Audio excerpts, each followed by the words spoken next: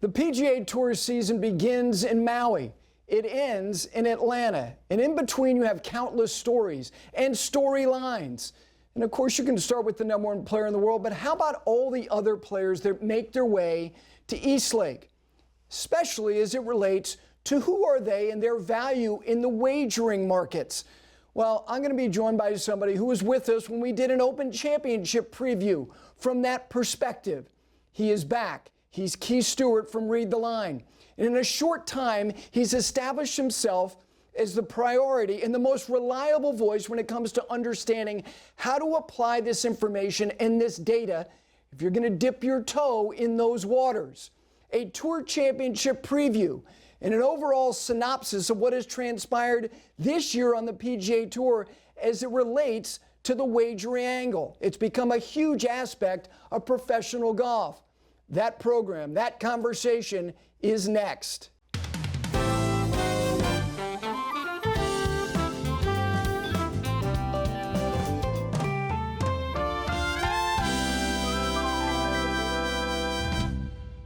And with that, here he is, dressed down.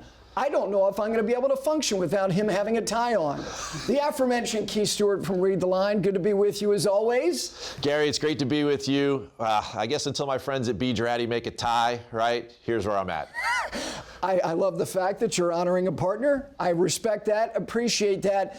You and I did this exercise around the Open Championship, and the feedback was significant, not only from your existing audience, which is bountiful, but from ours, which hears me and others talk about the game of golf from our viewpoint. Your viewpoint can be like mine. You can talk about golf with anybody, but in terms of the way you've refined your lane, your focus, and understanding all of these wagering markets, these individuals as it relates to where they're playing, who they're playing against, and all the dynamics that exist every day and every week on the PGA Tour.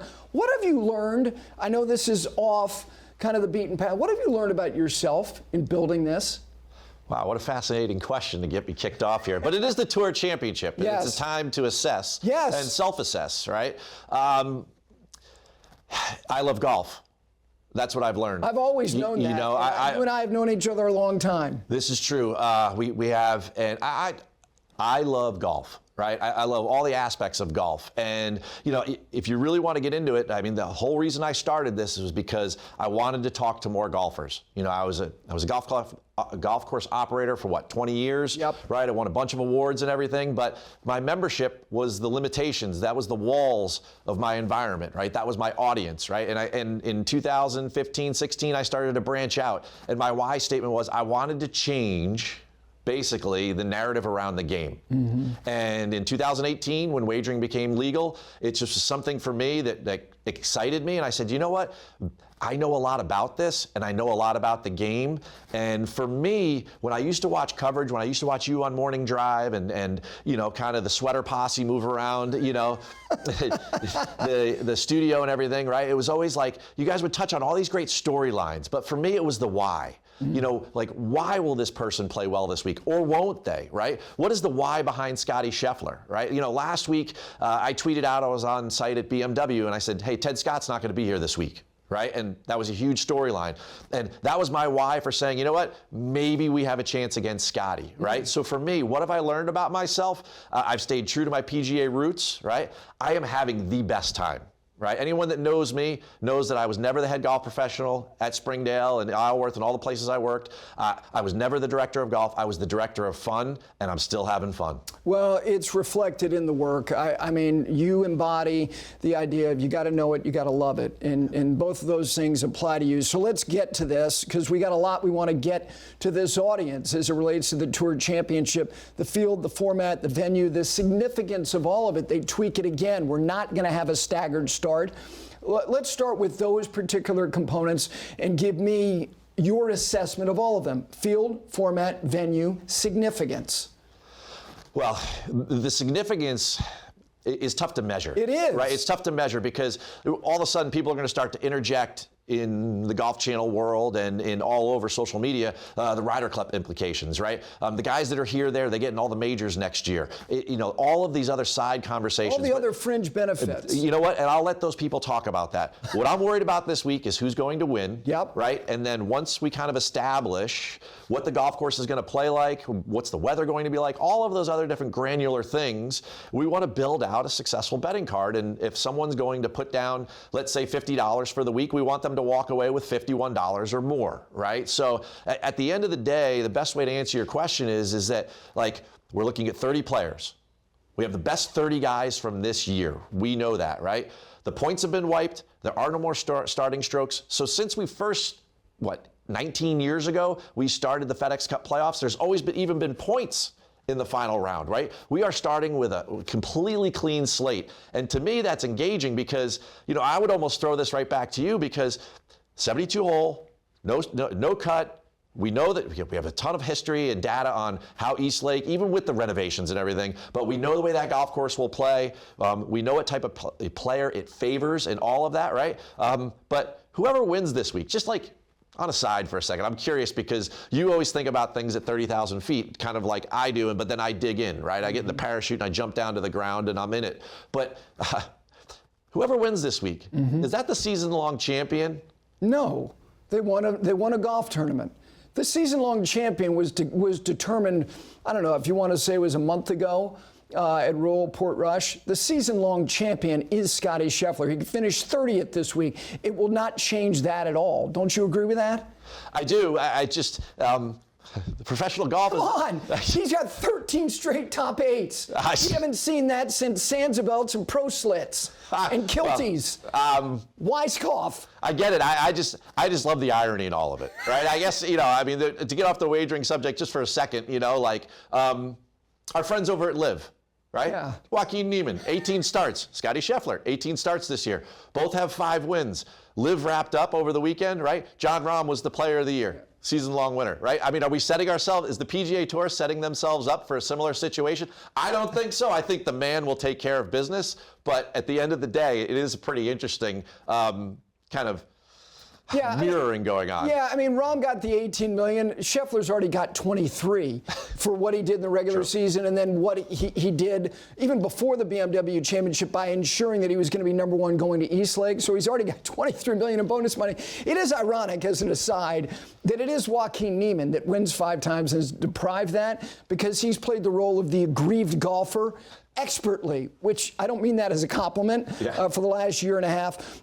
Let's get to the Scheffler thing because to me, whether you want to call it playoffs, I think it's more than semantical. I think they need to get rid of that. Just call it the FedEx Cup Finals, and the result is whatever the result is going to be. You talked about this when you were on 5 Clubs on Golf Channel on Monday about trying to understand the most practical and effective way to wager him.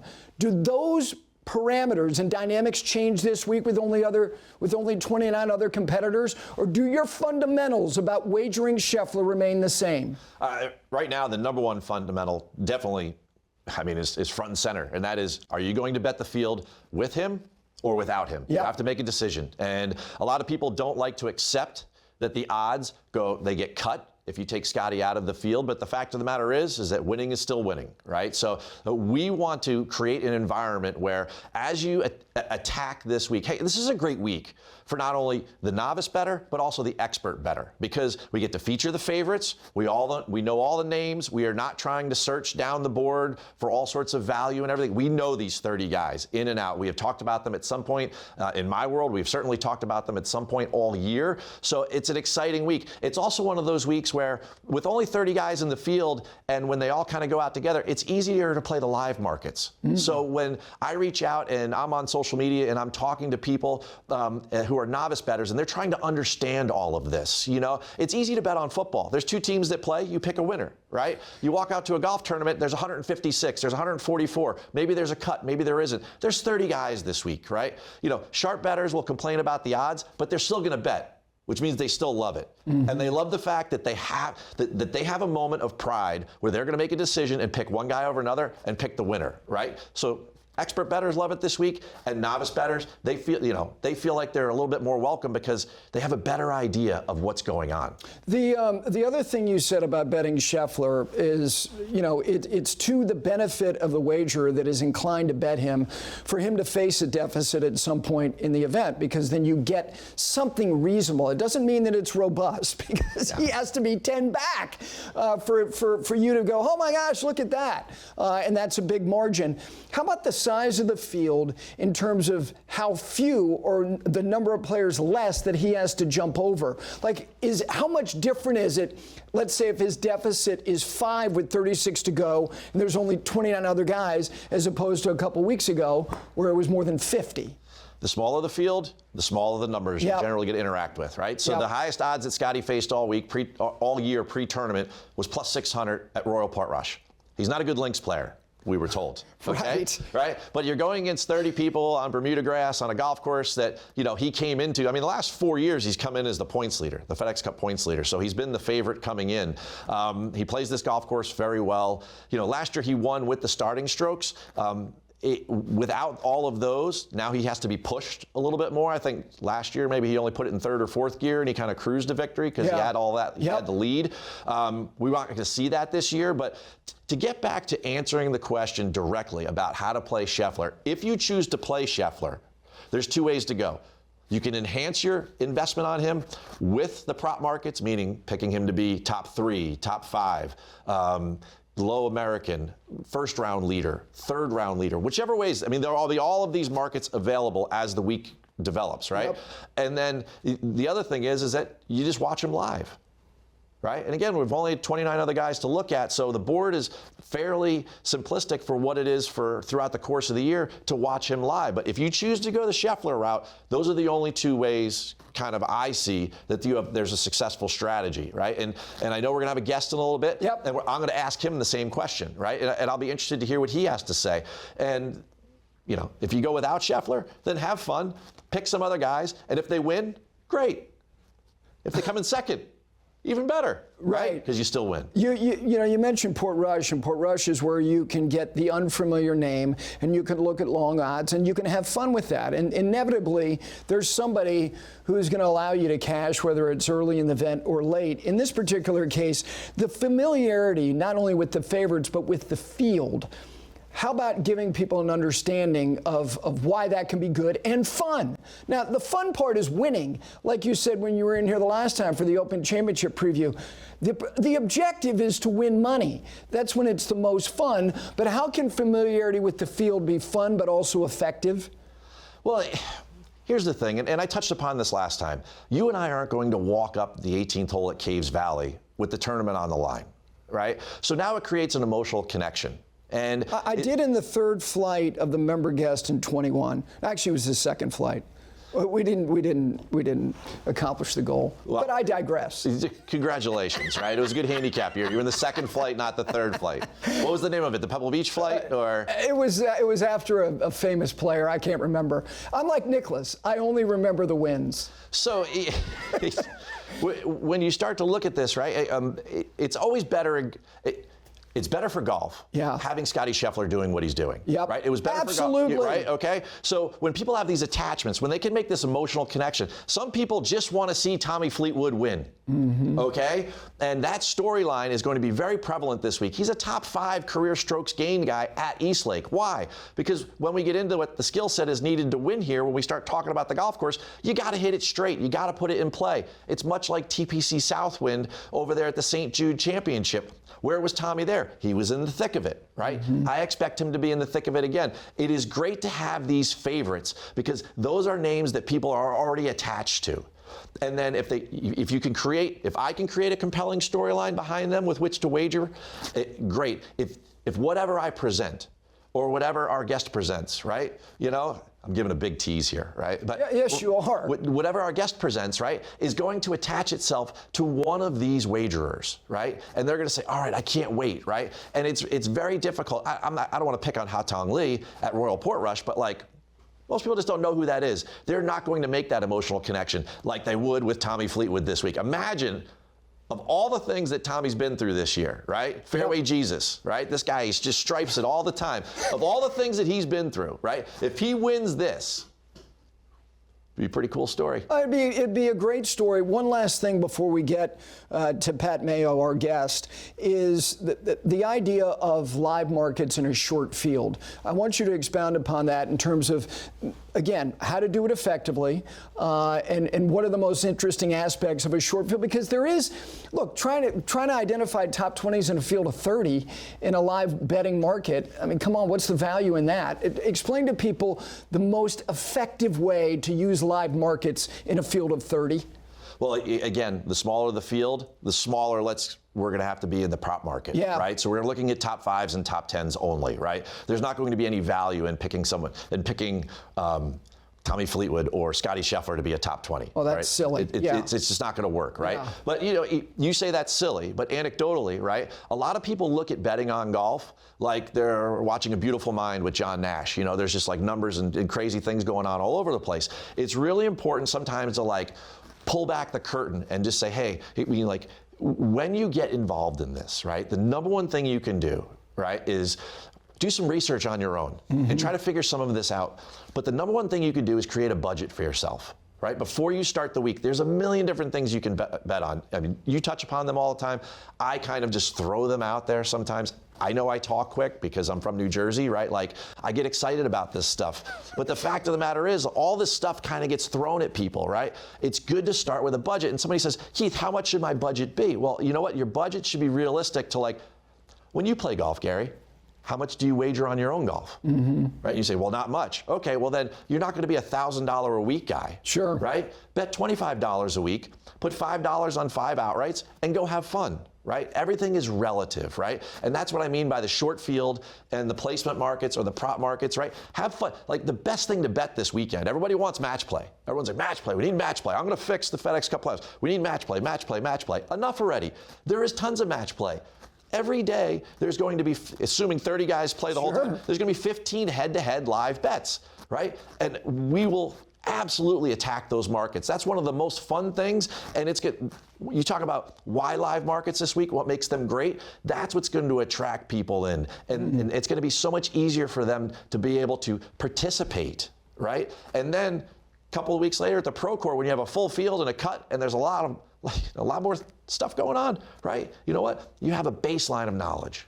The best line in A Beautiful Mind was Ed Harris's character saying to Russell Crowe, conviction is reserved for those left on the sidelines. That applies in this conversation. With that, we segue to our guest, Pat Mayo. I'd love to have my own experience. He has his. The Pat Mayo Experience. He's been doing this as long as anybody. He saw what was coming in golf when it came to wagering. He joins us now. Pat, thank you for joining us. How are you, my friend? I'm doing well. I wish I was able to see the winter market in golf this year, like I saw people enjoying betting on golf coming 10 years ago. We all would.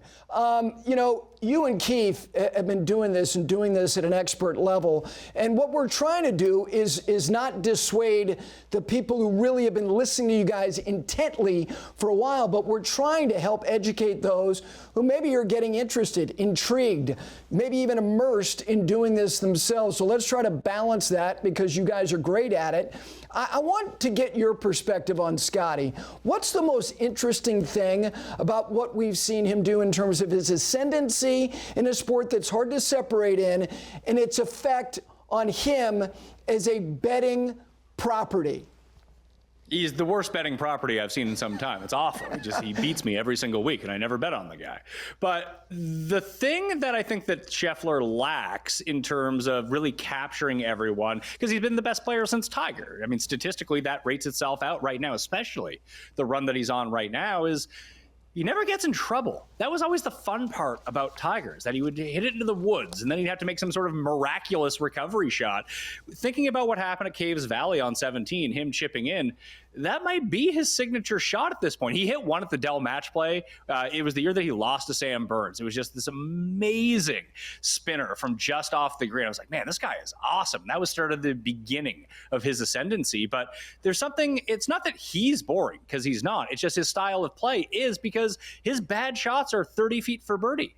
And then he just 2 putts and goes and cleans it up. It's like when you're playing a great round and you think back about the great rounds that you've ever had, it's not that you're making 6 birdies in that round. It's you probably hit 15 of 18 greens, 3 putts, like very boring, easy golf that just leads to great scores. And that's what Scheffler does every single time, except he makes the 6 birdies around, and they're all really, they're like 3-foot birdies. So it's really strange to think about in that context. But when you're facing him, I was really hoping that Burns would have a chance against him Sunday at the BMW, because I was trying to think, who was like really the last guy to knock off Scottie? Well, Scottie missed that short putt at the match play, and Burns ends up beating him. Burns goes out early at Colonial, ends up knocking off Scottie when everyone kind of falls back to the pack. Maybe that can happen again. We know how hot Burns can run the putter. And then we saw Scottie miss that short one. It's like, oh, maybe he's vulnerable here. But he's at this point now where he has ascended to, I've never seen anyone in the history of golf make a birdie as often after immediately making a bogey. It's insane, the bounce back rate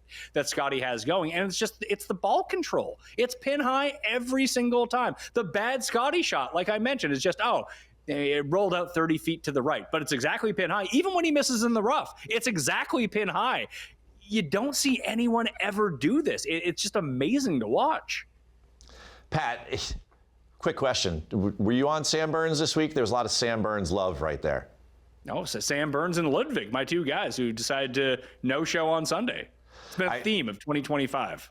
I got a sense of that. Gary loves to talk about, the overarching themes of the game. But, you and I, we live in this world where the comments section is going to say, okay, so Pat, Keith, what are you guys going to do with Scottie this week? It's a limited field, which also gives us a limited opportunity on the card. From the top, how do you plan on handling Scottie Scheffler this week? I think there's 2 ways that you can go about it. He opened at plus 175, trailing Robert McIntyre going into the final round at the BMW Championship. He opens this week at plus 150. So those odds aren't terribly different, except this time he's not behind anyone starting things out, and he has 4 rounds to keep it going. So if you just wanted to bet Scheffler, I would understand that. Plus 150 is essentially the line that I'm looking to bet on an underdog in a football game, and it does seem still even a bit short with 30 people. So you could go to the without markets and take Scottie off. But I do have a better way to do that you can go to the exacta market, and the odds end up being a lot better. So, for example, this week, that you can bet Tommy Fleetwood, let's say, just to win at 16-1.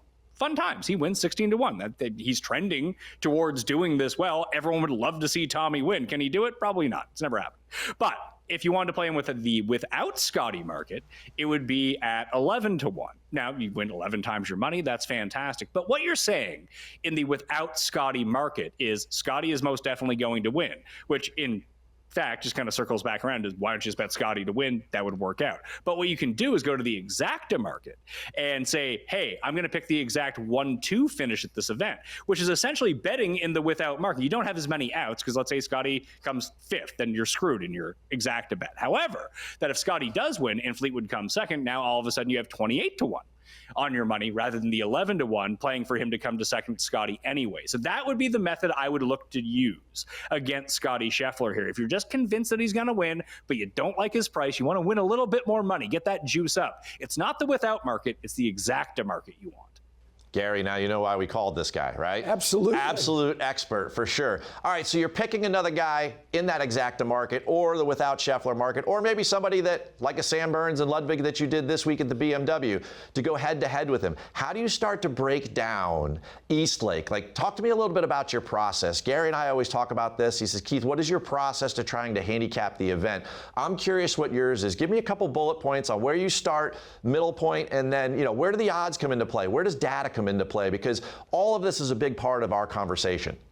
So I think you have to get familiar with the course that you're playing and the field size and the strength of the field. I think that's paramount to doing anything. So I go to betspertsgolf.com. I use the rabbit hole tool. It's amazing. It tells you everything you need to know about each of the courses, the length, the similarities, where each of the distribution from approach shots are going to come, how well guys are missing. Like if you miss to the left at Eastlake, is that advantageous versus missing to the right? In fact, you do not want to miss the fairway at Eastlake with the way that it's rolled out. So the biggest comp course, I believe you just mentioned, mentioned it, is TPC Southwind, especially with the Zoysia grass that's got implemented there over time. It's not completely taken over at Southwind yet, but I was just in Memphis for that tournament, and around the greens are all Zoysia. So that means that the ball is essentially like going to sit up on a tee. And then if it starts filtering into the rough, you might get some easier lies around the green in the rough if that just becomes the predominant strain around there. And that's happened at some of the courses. But the biggest thing you need to know is that it's a driver-heavy course at Eastlake. Guys are hitting driver around 84% of the time. Let me scroll down here. Yep, that's exactly what it is, because the rabbit hole is telling me that. And that's essentially what it was at Southwind too. But if you miss the fairway, it is very penal to miss the fairway at Eastlake, just like it was in Memphis. There's going to be some hacking out. You're not going to be able to stop the ball on the greens. These are bigger greens than they were, so you're going to have a bit longer putts. But putting, by and large, has been very easy at Eastlake. Even though the greens are a lot faster than you see in a typical PGA Tour event, the pros handled them really, really well. They run true, they run pure, so it doesn't really matter how fast they are. You get it started on your line, you're going to make some good putts. It's just about speed control at that point when you're putting from a distance. Most of these guys, pretty expert at those sorts of things. So it essentially just boils down to me is, can you keep it in play to score off the tee? Because it's an easy approach course. It's an easy around the green course. It's an easy putting course. You just need to be able to put yourself into position. So I can just use all the filters that I want here. I can just take courses that are predominantly driver heavy, and then I can just search by fairway, missed, penal to average. So we'll get more courses into that mix. This is what I did at Southwind. This is how I end up on JJ Spawn. Unfortunately, despite some pretty decent putts in the final round, dude couldn't putt the entire week, which makes it pretty difficult. The only guy inside the top 10 on the leaderboard at Memphis who finished in the bottom 10 in putting for the week. So if he just putts a little bit better, well, each of the first 3 days, he ends up winning that tournament no problem. But he rated out really well to me because he's not the longest player in the field. He's not even the most accurate player in the field. But in combination, it's basically him and Scheffler who are the big two that stand out. And that is what I'm looking for this week at Eastlake, that type of player. Pat, with respect to identifying favorites and then the middle tier and then long shots, look, these guys, whether it was methodically going through the year, being very productive, or having a hot stretch, the bottom line is these have been the 30 best players theoretically the entire season. So identifying somebody as a long shot, how do you do it? And how different is a long shot in a field of 30 as opposed to a field of 100 or 120? Well, you have to let the odds dictate that to you. When you just scroll to the bottom of the odds board, you're going to see some guys down there with some pretty big numbers. Do they have a chance to win? Obviously, it's a field of 30. These have been the 30 best players all season long.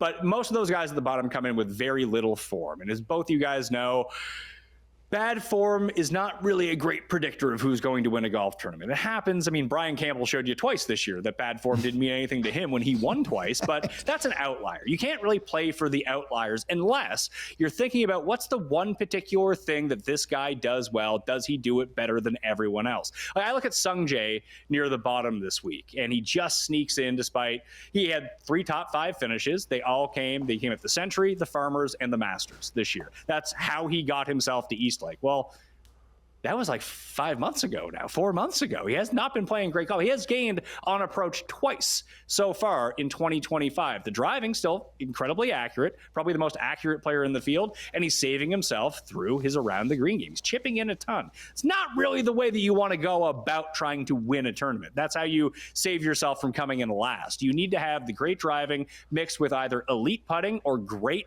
and outlier putting from 10 to 25 feet that week and making a ton of putts. So you have to go back to what is the most basic skill that you can get to? What's the most predictive skill in golf? The way that I would always try to frame it is that no matter how good that Brian Campbell plays during the course of a week, if he is paired up with Rory, can he beat Rory? Absolutely. Over a tournament, over a round, he could putt the lights out, his approach is great, but he's never going to outdrive Rory. That is simply not going to happen. So what becomes the most predictive thing that we can do in golf? It's driving. How the guys at the very top, what are they the best in the world at? driving the golf ball. They do other things well to make sure, because not every long drive champion is going to end up at the top of a PGA Tour leaderboard or make the top 30 to get into the FedEx Cup finals at Eastlake. But the guys that consistently drive the ball well are the guys that you're going to see near the very top. Tommy Fleetwood is not the longest driver of the ball, but again, as Keith kind of pointed out, he has that perfect combination of hitting a ton of fairways, getting himself into scoring position, and with enough length to make it matter. Spawn is the same way. As I mentioned, Scottie is the best at this. Dude hits a ton of fairways versus the other elite drivers of the ball in the field, but he's most definitely not the longest player on the PGA Tour. He just happens to have the best mix of length and accuracy that gets him to where he needs to be. So those are the sorts of players that I want to rely on week over week, mainly because that is the most predictive thing. Putting is not predictive at all. There are guys that are good putters, but again, to kind of harken back to that point, I've watched so many putters over the course of my betting career lose 8 strokes a week. Luke List is the greatest example of this. The week that he won at the Farmers, I didn't even need him to beat everyone on the greens. I just needed him to not putt himself out of a tournament. But in any given round, the worst statistical putter in the field can be the best. Never will the worst statistical driver be the best in the field. That's how you have to embrace the variance of some of this stuff, but also lean into what is predictive the most, and that's driving. You know what, Pat? It's kind of funny you bring up that Luke List at Torrey Pines and winning the Farmers, because who did he beat in the playoff? Will Zalatoris. Those are two notoriously up and down putting guys. Now, hey, everyone's going to get a chance this week to see a plethora of podcasts on the Pat Mayo Experience, and we are very, very grateful that you took some time for us. But at the end of the day, you know what everyone's looking for. The rubber's meeting the road right now, okay? Whether you want to go Scottie and just lean all in on Scottie, I'm fine with that. I may go that route too. It's to be determined by the end of this show. But where are you going to go this week? How are you going to build out your outright card? Who's going to win the Tour Championship? Well, Scottie's probably going to win the Tour Championship, but there's a difference between thinking someone is going to win, knowing someone's going to win, but making it relative to the odds that they have. At plus 150, what does that tell us? That tells us he has, what, a 40% chance of winning this tournament? That's what the odds would tell us. Does he really have a 40% chance to beat 30 other people? Well, my simulations tell me no, that's not the case. It tells me that he has right around a 27% chance. So I would need bigger odds for me to bet on Scottie Scheffler. Now, he still has by far the best odds and percentage to win. He's the most likely to win of anyone in the field. But again, that doesn't necessarily dictate the odds. We saw this for years with Tiger. That Tiger was just simply bad value to ever bet on. And even if you bet, let's say you bet $10 on Scottie Scheffler every single week this season to win, you'd barely be above break even. That's how bad his odds have been for him to win some of these tournaments. He doesn't win every tournament. He doesn't even win half the tournaments he goes into. So you do have to keep that in mind if you're going to be sustainable long-term doing this. Now, I'm just going to bet on guys that don't win, so maybe don't listen to me on this, but I'm not playing the without Scottie market. I never do, unless the odds are essentially the same, which sometimes you can catch. The odds for the without market do not update as quickly as the live markets or the outright markets do. So you can always click over to that tab to see if the odds are the same. If they're the same, bet it without Scottie. Why not take out the best guy in the field? But I am going to bet Tommy this week at 16-1. I have not bet him all season long. He is trending really, really well. It's a great course for him for his skill set. I want to see him win. That one's more for fun. The two guys that I actually do really like, who aren't technically long shots, but because of the strength that Scottie has in this field, their odds have been pushed down. They both come in with some really good form, and one of them has played really well at comp courses that I like for Eastlake. I'm going back to JJ Spawn in this spot because I think if his skill set worked in Memphis, I think his skill set can most definitely work at Eastlake here. And we saw at Memphis, he went head-to-head with Scottie on Sunday in the same pairing. Who won? It was JJ Spawn. Maybe put these guys together on the Ryder Cup. I don't know. So I'm going to go back to JJ Spawn. And as much as I can't believe I'm saying this, I mean, I already bet Tommy Fleetwood, but here we are. Cam Young's playing great. If he could have just putt in Memphis, he probably ends up winning because he was a disaster on and around the greens that week, all 4 rounds, and spiked in his ball striking. He is on an incredible run right now. And some of it is a little bit of backdoor top 10, top 5 action. But when you just simply take a look at what he's been doing, he's driving the ball immaculately. He ran away with a win at a Donald Ross design at the Wyndham Championship no less than 4 weeks ago. Since then, what he come? 5th in Memphis. He ended up getting another, I believe he was T11 because he missed his birdie putt on the 72nd hole last week. He was T4 at the U.S. Open. He was T4 at the Canadian Open the week before that because he couldn't get it up and down from the last hole was really causing him a lot of problems. So maybe he does need to jump out to that big lead. But if you're looking from someone down the board, Cam Young has been statistically one of the better putters on tour so far this year. Forgot his flat stick in Memphis because that happens with putting. But if he can just putt within let's say a 15% variant of what he's been doing all season long and keep up this ball striking, he is a legitimate threat to win this tournament, which is not something I thought I would ever say 6 months ago, but here we are. Things change at Eastlake. I think it is a great course for Cameron Young. Well, Pat has proven what I'm a big believer in. We all need more Mayo. We just do. Thank you. And any sicko who's remembering a non-up and down at the Canadian Open fits in right here. Not to mention having young Frankenstein in your backdrop. I mean, come on. Can you have a more perfectly curated backdrop than Pat Mayo? I think not. Thank you for joining us. We look forward to doing this again. Thank you. There he is, the Pat Mayo Experience. First of all, he had so many interesting things. Real quick, right? You always ask me about value. Yes. At the start of the year, J.J. Spawn, and all those points he had about J.J. Spawn were incredible, right? At the start of the year at the Sony, right, he was 100-1. Yep. He was a triple-digit long shot in every event that he was playing in. He's now your U.S. Open champ, and he's one of the guys that we are all talking about that should be favored, and not the likes of, say, a Colin Morikawa coming into a place like Eastlake because of the skill set. There were so many things that first of all, I'm trying to learn here, and I just learned. And one thing, it wasn't so much that it was illuminating, it's just reaffirming about how fickle all this can be, but his point about putting as opposed to driving. Sure. And that when you look at guys who win, they normally have an outlier week when it comes to doing something that they're probably less than efficient at, and that is putting. But you don't necessarily turn somebody over the course of 4 rounds into a great driver of the golf ball, and that applies specifically to Eastlake. Let me ask you about something I asked you on our live show on 5 Clubs on Golf Channel and also on PGA Tour Radio on Sirius XM. These ancillary things that hang out in the ether as it relates to this week. One is just the fact that, look, these guys are gassed. This is the end of the road. And they've gone from Memphis to Baltimore, and now they're going to Atlanta. What a break in terms of the climate and the environment. The other part is these guys are trying to accomplish something that it's not based on getting any more points. The points are over for Europe and the United States as it relates. Now, Europe has a few, but not with respect to the Tour Championship. They have a few when it comes to the DP World Tour. Those things and the impact it has on you, is it more intuition? It has to be, because it's just intangible, is it not? These other things that they might be playing for, other than trying to play a golf course that you have all the numbers on? I'm going to quote Kobe Bryant here, okay? I love it. Don't ever negotiate with yourself, all right? If you are trying to convince yourself, you're trying to negotiate with yourself on why someone should break through, like Pat just did there with Tommy Fleetwood, right? Yes. Okay, right? You're going into an iffy place. Now, I get it. Cam Young finally cashed. That's fantastic, but he did it under very little pressure, right? We've seen a lot of elimination pressure the last couple of weeks, whether it's the Ryder Cup conversation or definitely the playoffs. Top 70 to the top 50 was a big thing.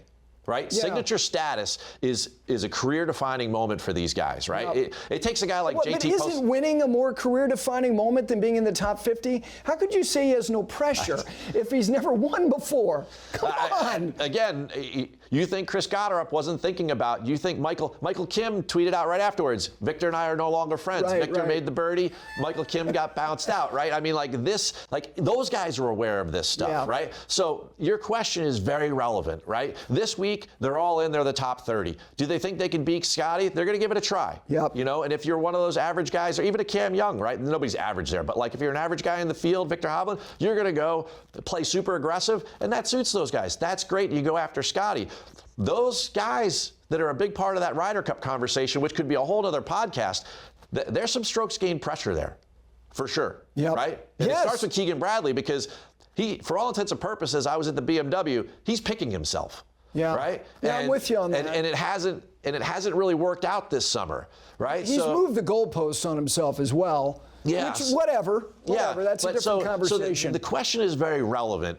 That is part of all of the strokes gain conversation. You could call it strokes gain comfort, pressure, whatever it may be, right? But that's certainly an eye test. Where Pat dives in, and he's using an analytics website, right, called the Rabbit Hole, and there's all different versions of this, right? Yes. That is shot length data that is compiled together, and then it allows you to kind of filter for what you think matters, right? Now, I love alliteration because I love to write at Read the Line. People that, are members there, they see 10,000 words a week on even the Tour Championship with 30 players, right? So Keith's keys are a real thing, right? And this week, there's 3 things that you have to pay attention to. Okay. Number 1 is that you have to be a Zoysia flusher, okay? Everybody loves going to the driving range and hitting off mats. Well, that's what it's like playing off Zoysia. The best approach players then only become even better. Right? The second thing is you got to watch out for the Bermuda Triangle. Pat mentioned it there, right? You cannot get in this Bermuda rough. We saw it at Wyndham. We saw it at Southwind, right? It's just a gnarly, nasty weed, right? And then the third thing is that you have to be able to score, which implies also, again, for a second there, Bermuda grass, but the putting. Right? You look at the average winning score, not with starting strokes and everything. Over the last 10 years or so, right, the guys are shooting 18 under par on average at this place, okay?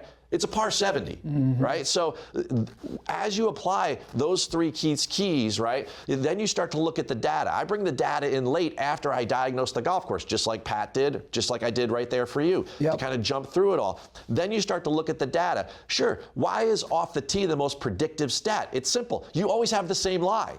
It's your choice. Right? But the other stats are somewhat flawed because a guy that chips off of a tightly mown area at Southern Hills is different than a guy that chips off of the Bermuda grass around East Lake, right? That's thick rough. And then also maybe the bent grass that was up at Caves Valley, right? Like you're comparing apples to oranges there. But off the tee is one that is definitely very predictive. And when you get a week where you can use off the tee, that really helps build the card out, Yes. Do we have to look at pressure? Do we have to look at Ryder Cup conversations and all that? Yes, right? But the fact of the matter is that if you let guys like Pat and I dig into what is needed, narrow it down, and then filter accordingly, right? I mean, this is the 3rd week in a row of par 70 scoring. Yeah. Okay? People are like, oh, Bobby Mack at the BMW, par 70 scoring, okay? He won twice last year. Gary, where did he win? Canadian Open, Hamilton Golf and Country Club. Par? 70. Yeah. All right. He won a couple weeks later at the Scottish Open, the Renaissance Club. Par? 70. All right. Last week at the BMW. Par? 70. Right? Don't be surprised. Yeah. Bethpage Black? Is it a par 70? Well, even though it's not a stroke play event, but I get your point. But, I always get criticized, or guys like Pat get criticized. Like, do you really get criticized? But for being deep in the data. Oh, okay. Right? And maybe we're taking something away from the game. But we use data to enhance these conversations and make them really, really interesting. We live in a world where it's not just good enough to say, I think Gary Williams will win. We need to know why, and that's where we find the why, and it's a really, really fun conversation. So we have not mentioned his name, and that is Rory. And I'm curious because I also think state of mind has a big impact on performance and motivation. And look, nobody's been better in this series of events historically than he has. Whatever the incarnation is, the guy has figured out a way to be better than anybody in terms of crossing the actual last line, value it any way you want, than this guy. He is at plus 800. Yeah. Now he's coming off a tie for 12th after true inactivity. Not only no competitive golf, he wasn't thinking about golf. Good for him after the Open Championship. How do you assess Rory at a place where he's been very good, but since he's been very, very good, the golf course has been altered, and now here we are on the doorstep of this season being over, and we know how much he values the Ryder Cup, which is a month off.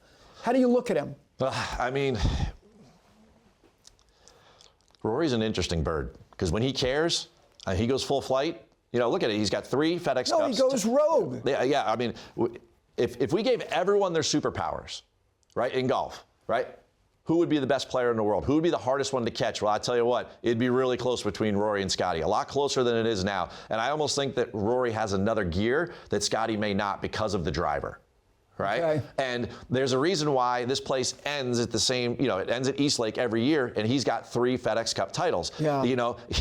Southwind really favors the driver. Of course, you know, what we've seen of the BMW, places like Olympia Fields, and what we just saw at the BMW really favors the driver. And then Eastlake favors the driver, right? He's got 3 of these. He's got 6 playoff wins. It's more than anybody except DJ, who's got 6, right? So I think Rory is a factor this week. I will discount him in the eyes of Scottie Scheffler because I don't think Scheffler is letting the cat out of the bag. Yeah, I don't think he is either. I think that, again, they have to get to a hyper level of being focused, and I think that Rory's focus, if we were rating Rory's focus and Scottie's focus, Scottie is compartmentalizing into the moment, and he's saying, I'm not going to let this thing slip away. I am doing this. I'll take a break, and then Beth Page. I think Rory is thinking about Beth Page more so than anything else. And I think that this is still a warm-up. Last week was a warm-up at the BMW. Course fit him perfectly like a Quail Hollow. This is still a warm-up for Beth Page. And at the end of the year, number 1 on his target list would have been Augusta Green Jacket, and number 2, without a doubt, would have been a road win in the Ryder Cup. Yeah, I think that's fair. I would just take a little umbrage with the idea at full flight. Him putting on a majestic driving display will never offset somebody who is a superior iron player. And that is what Tiger did year after year after year. He became a faulty driver when technology changed. He was a machine when it came to hitting it the proper weight into greens. If you give me that power, that to me is the most valuable power that Scheffler has over Rory. Again, the majesty of him driving it at times better than Scheffler. And the other thing is, Scheffler's a better scrambler than Rory is. He's a better chipper of the golf ball. But to Rory's credit, he's become more efficient in those areas. And one last thing about both of them that they deserve immense credit for. They have become much more reliable putters. Statistically, if you look at what they've done over the last couple of years, again, I applaud guys who've got everything that you need to still be better than anybody, but to continue to get better at areas in which they are deficient. So with that being said, let's get down and get to the guts of it. Yes? Gary, I got you. Right? Yes. See how into that conversation you were? Of course. That is my world. I love it. That is what we are sharing with all of you. Okay. Right? That is my world. Let's get to the outright bets this week. You said don't go overboard. You said it on the live show on Golf Channel. How do people put their card together this week for the Tour Championship? Scottie's odds at plus 150, right? If you want to go down the Scottie road, I would take Scottie to win. I would also take Scottie to win the FedEx Cup, which is a separate market. He's also at plus 150. And then I would lean in on a bunch of the Scottie props. Okay. The only other way you can go is, like Pat was saying, is that you'll go in the without Scottie market, and then you can pick some of these other guys. I do not think, all right, here's my decision-making point. Yeah. I do not think Scottie's going to let this. Going into BMW, I was on property, I was watching Scottie prepare and everything, and I said, you know what? There needs to be a reason for me to avoid Scottie this week. Ted Scott wasn't there. Yes. I thought that might be the reason. And he had a year-defining moment with that chip in. Yes, he did. This is my cup. That's what he told Bobby Mack, right? And he also said, hey, I'll see you in a month, right? Because the USA chant started and everything, right? Yeah. I think it would be irresponsible of me at this point to say that I think that Ludwig is, someone to bet without Scottie because, if you want to do that, great. He's one of 3 guys that has 2 top 10s so far in the playoffs, and he's a driving machine. He's a perfect fit for that place. He's a top 10 Bermuda grass golf player, right? Great par 70 guy. Same thing with Victor. I agree with him on Cam Young. I mean, I think those 3 guys in the without market make a lot of sense, but I am going to put together a very tight Scottie card, and then throughout the course of the tournament, I am going to live bet the heck out of. I'm going to wait till Thursday takes place, and then on Friday, Saturday, Sunday, you can follow me at Read the Line, and I'm going to put together a card every day where I'm going to add bets, head-to-heads.